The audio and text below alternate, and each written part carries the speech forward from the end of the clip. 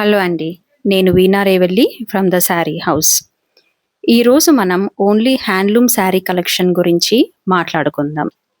ఇప్పుడు మీరు నా దగ్గర చూసే కలెక్షన్ అంతా కూడా పర్ఫెక్ట్ హ్యాండ్లూమ్ కాటన్ శారీస్.